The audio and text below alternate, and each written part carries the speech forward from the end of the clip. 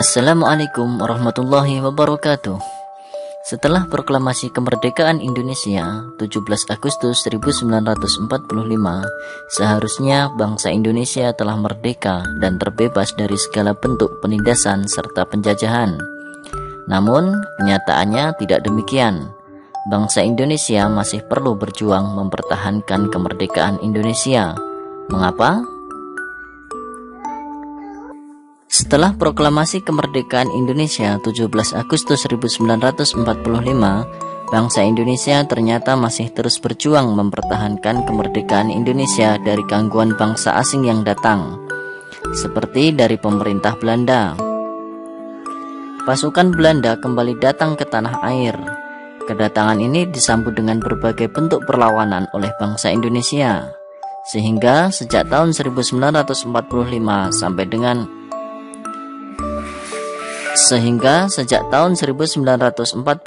sampai dengan 1950 telah terjadi berbagai macam pertempuran di berbagai daerah antara pihak Indonesia dengan pihak Belanda yang dibantu oleh pasukan Inggris.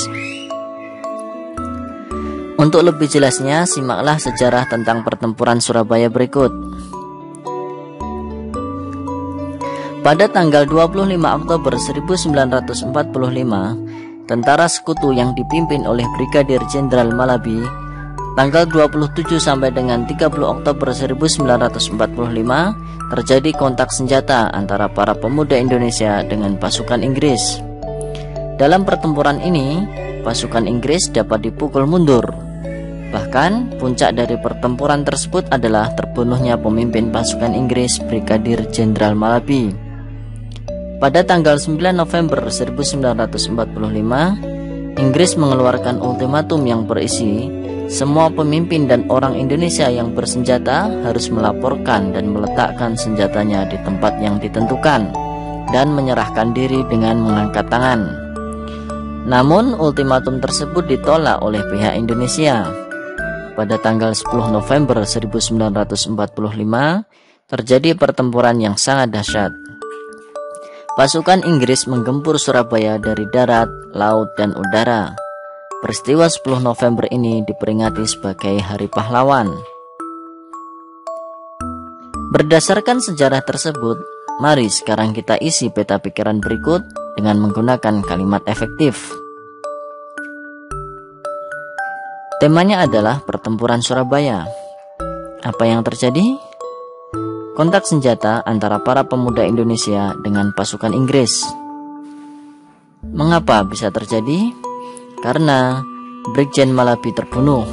Kemudian Inggris mengeluarkan ultimatum agar semua warga Indonesia menyerahkan senjatanya. Namun ultimatum tersebut ditolak oleh pihak Indonesia. Siapa yang berperan dalam pertempuran tersebut? Yaitu para pemuda Indonesia dan pasukan Inggris. Di mana terjadinya? Di Surabaya. Kapan? Diawali pada peristiwa 27 sampai 30 Oktober, kemudian berlanjut pada tanggal 10 November. Bagaimana itu terjadi? Pasukan Inggris menggempur Surabaya dari darat, laut, dan udara. Dari peta pikiran tersebut, mari kita kembangkan menjadi kalimat baru. Sebelum membuat kalimat, perhatikan ciri-ciri kalimat efektif berikut. Ciri-ciri kalimat efektif. Yang pertama, memiliki unsur penting atau pokok, minimal unsur subjek dan predikat. Yang kedua, menggunakan struktur bahasa yang tepat. Dan yang ketiga, memenuhi kaidah ejaan yang berlaku. Dan yang keempat, menggunakan pilihan kata atau diksi yang tepat dan sesuai kebutuhan. Selanjutnya, mari kita buat kalimat baru berdasarkan peta pikiran yang telah kita buat. Ingat, kita menggunakan kalimat efektif.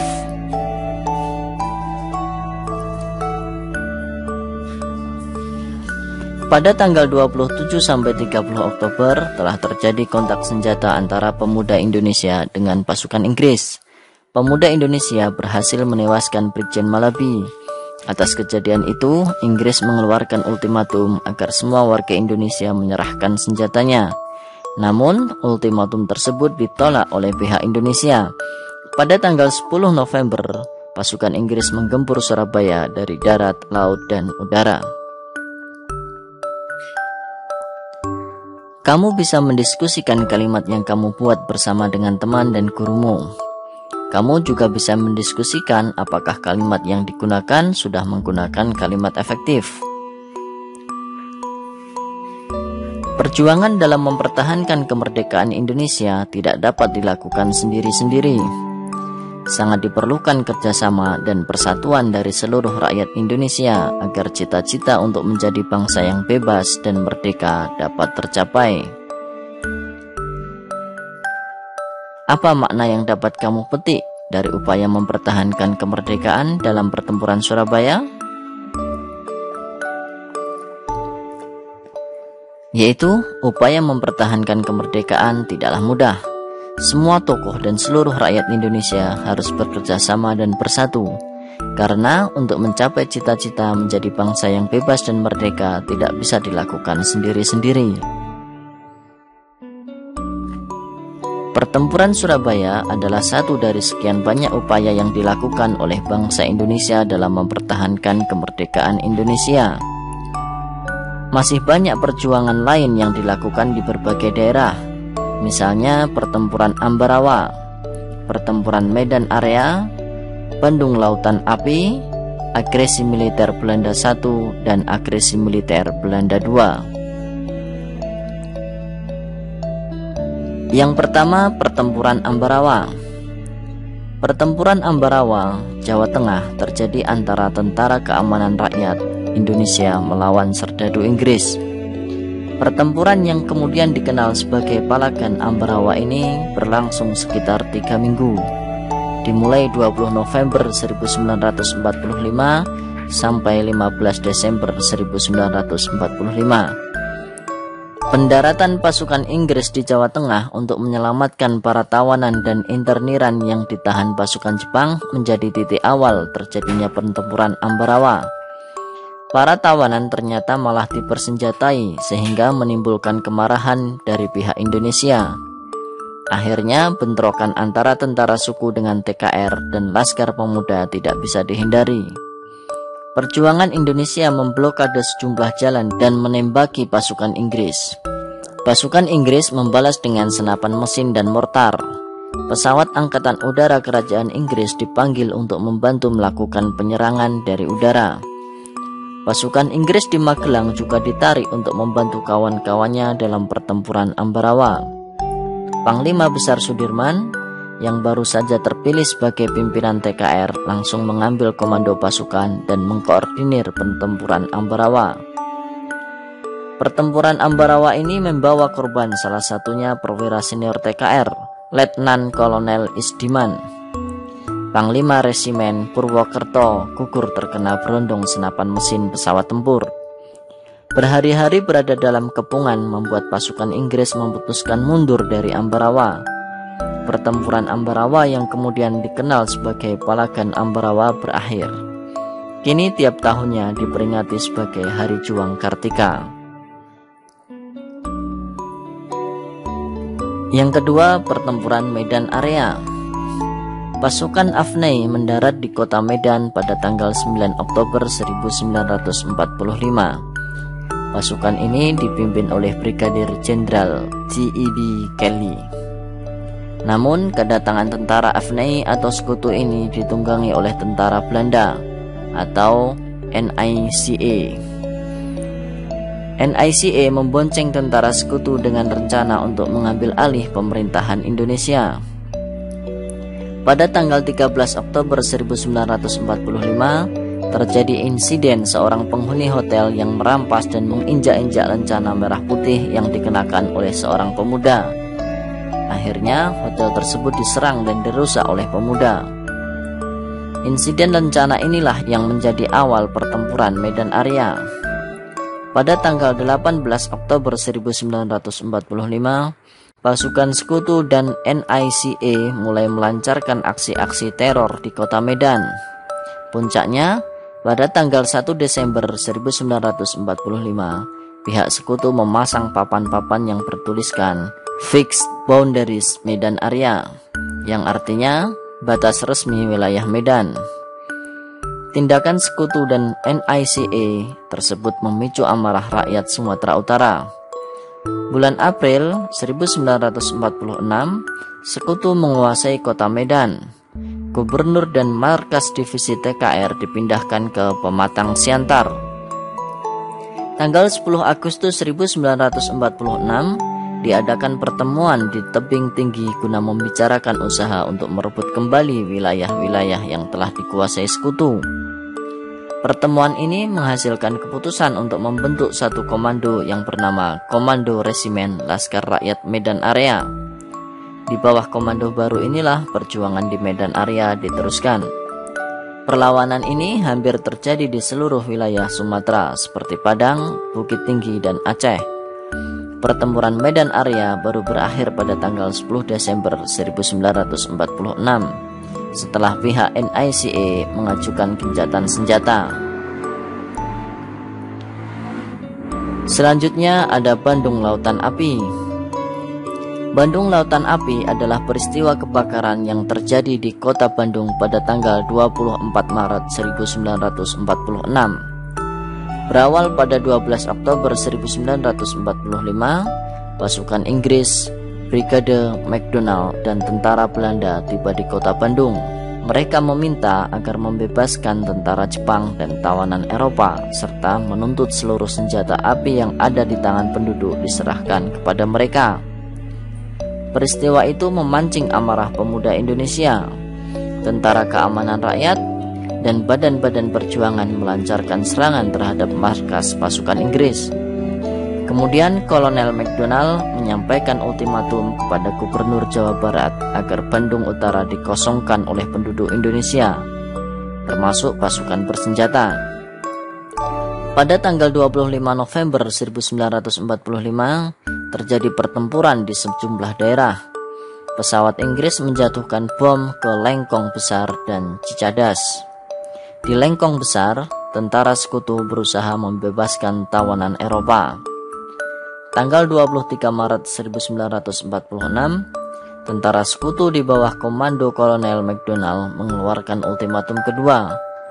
Bandung Selatan harus dikosongkan oleh rakyat sipil dan milisi Indonesia. Tuntutan itu tentu ditolak keras oleh TRI. Kemudian, pada tanggal 23 Maret 1946, pada pukul 9 malam, bumi hangus kota pun dilakukan sebagian, yakni di Banci, Cicadas, Braga, dan Tagalega. Gedung pertama yang dibakar adalah Bank Rakyat. Eksekusi membumi hanguskan Bandung dilakukan pada dini hari 24 Maret 1946. Dengan terbakarnya kota Bandung, maka sekutu tidak bisa memakai Bandung sebagai markasnya. Serangan dan aksi pembakaran dilakukan oleh pejuang yang berjumlah 200.000 orang dalam waktu 7 jam saja. Selanjutnya ada agresi militer Belanda I. Pada 20 Juli 1947, melalui Letnan Gubernur Jenderal Hubertus van Mook mengumumkan bahwa Belanda tidak terikat lagi terhadap perjanjian Linggarjati, dan keesokan harinya 21 Juli 1947 pukul 00.00 waktu Indonesia Barat, Belanda melakukan aksi agresi militer. Tujuan utama agresi militer Belanda adalah merebut daerah-daerah perkebunan yang kaya dan memiliki sumber daya alam, terutama minyak. Belanda berhasil menerobos ke daerah-daerah yang dikuasai oleh Republik Indonesia di Sumatera, Jawa Barat, Jawa Tengah, dan Jawa Timur. Tentara Belanda bergerak untuk menduduki wilayah Jakarta, Bandung, Surabaya, dan Semarang. Yogyakarta menjadi salah satu daerah yang menjadi sasaran utama Belanda dalam agresi militer Belanda I. Kota ini diserang dari udara dan menimbulkan korban tidak berdosa dari kalangan rakyat. Pemerintah Republik Indonesia secara resmi mengadukan agresi militer Belanda ke PBB karena dinilai telah melanggar suatu perjanjian internasional, yaitu Persetujuan Linggarjati. Atas tekanan Dewan Keamanan PBB, pada tanggal 15 Agustus 1947, pemerintah Belanda akhirnya menyatakan akan menerima resolusi Dewan Keamanan untuk menghentikan pertempuran. Pada 17 Agustus 1947, pemerintah Republik Indonesia dan pemerintah Belanda menerima resolusi Dewan Keamanan untuk melakukan gencatan senjata. Selanjutnya ada agresi militer Belanda II. Agresi militer Belanda II atau Operasi Gagak merupakan peristiwa penyerbuan secara militer yang dilakukan oleh pasukan militer Belanda terhadap wilayah Republik Indonesia dan ibu kota Yogyakarta. Pagi hari tanggal 19 Desember 1948, Wakil Tinggi Mahkota Dr. Bill berpidato di radio dan menyatakan bahwa Belanda tidak lagi terikat dengan persetujuan Renville. Seiring dengan pernyataan tersebut, terjadi penyerangan terhadap bandar udara Maguwo. Serangan tersebut menandai dimulainya agresi militer Belanda II. Pasukan Belanda berhasil melakukan penangkapan terhadap Presiden Soekarno, Muhammad Hatta, Syahrir, dan beberapa tokoh lainnya. Kota Yogyakarta yang saat itu merupakan ibu kota Republik Indonesia juga berhasil dikuasai oleh Belanda. Jatuhnya ibu kota negara ini menyebabkan dibentuknya pemerintah darurat Republik Indonesia di Sumatera yang dipimpin oleh Syafruddin Prawira Negara. Perlawanan dari pihak bangsa Indonesia dilakukan pada 1 Maret 1945 yang kemudian dikenal dengan nama Serangan Umum 1 Maret Yogyakarta. Selain itu, perlawanan juga dilakukan dengan strategi gerilya di wilayah luar kota Yogyakarta, meliputi Jawa Tengah dan Jawa Timur yang dipimpin langsung oleh Jenderal Sudirman. Berdasarkan beberapa kisah perjuangan tersebut, sekali lagi yang perlu diingat adalah perjuangan dalam mempertahankan kemerdekaan Indonesia tidak dapat dilakukan sendiri-sendiri. Sangat diperlukan kerjasama dan persatuan dari seluruh rakyat Indonesia agar cita-cita untuk menjadi bangsa yang bebas dan merdeka dapat tercapai. Tahukah kamu bahwa perjuangan dalam mempertahankan kemerdekaan Indonesia dilakukan dengan berbagai strategi yang disesuaikan dengan kondisi daerah masing-masing? Selain itu, persatuan dan kesatuan merupakan hal yang sangat penting dalam mempertahankan kemerdekaan dan keutuhan Negara Kesatuan Republik Indonesia. Setelah belajar tentang sejarah perjuangan mempertahankan kemerdekaan, sekarang kamu akan mempelajari tentang cara hewan menyesuaikan diri dengan lingkungan tempat tinggalnya.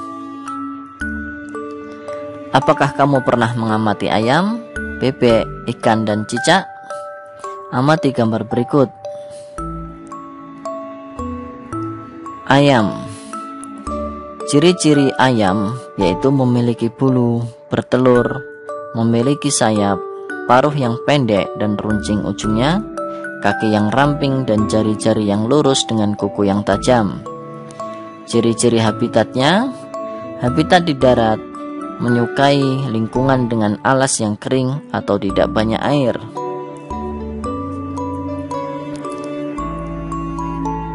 Selanjutnya ada bebek. Ciri-ciri bebek adalah memiliki bulu, bertelur, memiliki sayap, memiliki paruh berbentuk pipih dan lebar, serta kakinya berselaput. Ciri habitatnya yaitu di darat, namun ia suka berenang dan mencari makan di air serta tanah yang berlumpur. Yang ketiga ada ikan. Ciri-ciri ikan yaitu memiliki insang, memiliki sisik, memiliki sirip, bertelur. Dan ciri-ciri habitatnya yaitu tinggal di air dan oksigennya terlarut di dalam air. Selanjutnya ada cicak.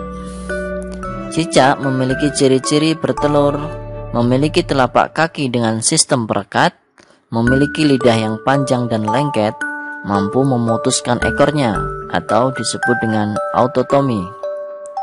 Ciri habitatnya yaitu hidup di dinding dan atap-atap rumah. Ciri khusus pada hewan tersebut mempunyai hubungan yang erat dengan tempat tinggalnya. Misalnya, ikan memiliki insang untuk bernafas di dalam air. Cicak memiliki perekat pada kakinya untuk dapat menempel di dinding. Dan bebek memiliki selaput pada kakinya agar dapat berenang di air. Tuhan menciptakan makhluk hidup dengan segala keunikan dan keistimewaannya, tidak terkecuali hewan. Keunikan dan keistimewaan hewan tersebut kita kenal dengan ciri khusus. Pernahkah kamu mengamati bebek berenang di kolam? Mengapa bebek dapat berenang dengan baik?